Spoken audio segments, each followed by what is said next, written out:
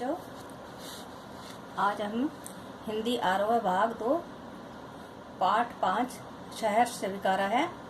कवि गजानन माधव मुक्तिबोध काव्यांश भाग 4 का अध्ययन करेंगे।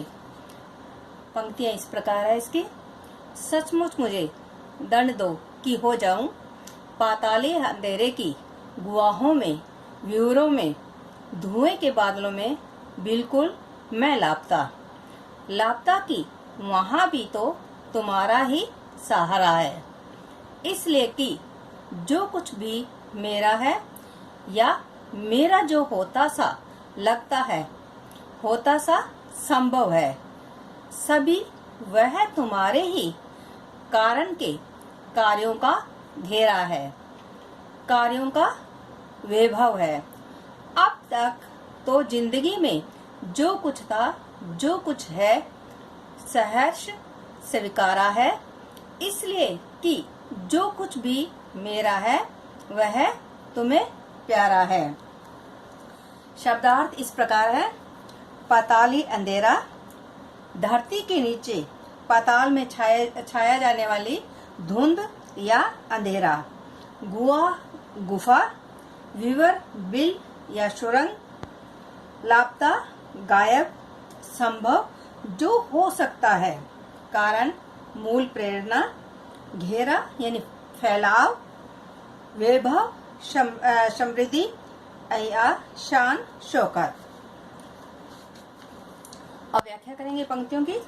सचमुच मुझे दंड दो कि हो जाऊं पाताली अंधेरे की गुहाओं में, विवरों में, धुएं के बादलों में बिल्कुल मैं लापता।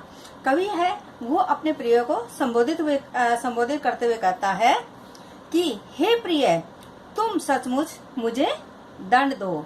मैं पाताल की अभेद अंधेरी गुफाओं में, भीषण सुनसान अकेली सुरंग में, दम घोटू धुएं के बादलों में विलीन हो जाऊं।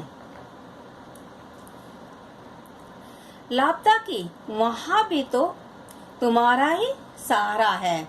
इसलिए कि जो कुछ भी मेरा है या मेरा जो होता सा लगता है, होता सा संभव है, सभी वह तुम्हारे कारण के कार्यों का घेरा है। कवि आगे कहता है कि मेरा जीवन धुएं अर्थात घुटन में दबकर समाप्त हो जाए, अकेलेपन में पीड़ित हो जाए। मैं उस अकेलेपन और लापता होने की स्थिति में भी प्रसन्न रहूंगा, क्योंकि मुझे वहां भी यही सहारा होगा कि मेरी उस स्थिति में कारण बनकर तुम ही उपस्थित हो। वहां भी मुझे तुम्हारी यादों का सहारा है। कवि आगे कहता है कि मुझे तुम्हारी प्रेम में यादें मुझे अकेलेपन के समय में भी प्रसन्न रखेगी। मेरा यह विश्वास है कि मेरी जो कुछ भी सत्ता है, मेरी जो स्थिति है, मेरी जो स्थितियां हो सकती है, मेरी उन्नति अथवा अवनति की जो भी संभावनाएं हैं, वे सभी तुम्हारे कारण ही, तुम्हारे प्रेम के से संचालित होकर मैंने जो कार्य किए हैं, उन्हीं कार्यों का परिणाम है मेरा वर्तमान। आशय यहाँ यह है कि तुम्हारी ही प्रेरणा के कारण मेरा जीवन बना और बिगड़ा है। अब तक तो जिंदगी में जो कुछ था, जो कुछ है, सहर्ष स्वीकारा है। इसलिए कि जो कुछ भी मेरा है वह तुम्हें प्यारा है। कवि आगे अपने प्रिय से कहता है कि हे प्रिय, मेरे जीवन में जो कुछ भी अब है अथवा पहले था, उसे मैंने प्रसन्नता पूर्वक इसलिए स्वीकार किया है क्योंकि तुमने मेरे सुखद दुखद सभी स्थितियों को अपना मानकर प्यार किया है। मेरे पूरे जीवन में तुम जुड़ी रही हो।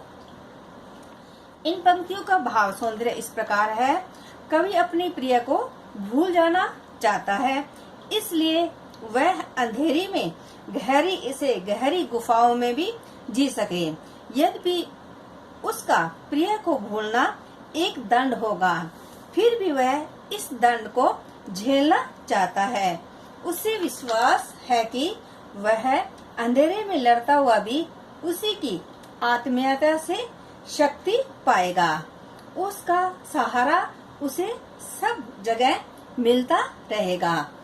उसने जीवन में आज तक जो भी पाया है वह उसके प्रिय की ही देन है। उसके सब कार्यों में कारण रूप में उसका प्रिय ही रहा है। काव्य सौंदर्य भाषा खड़ी बोली हिंदी है। भाषा निर्जल के समान किसी भी बंधन से मुक्त है।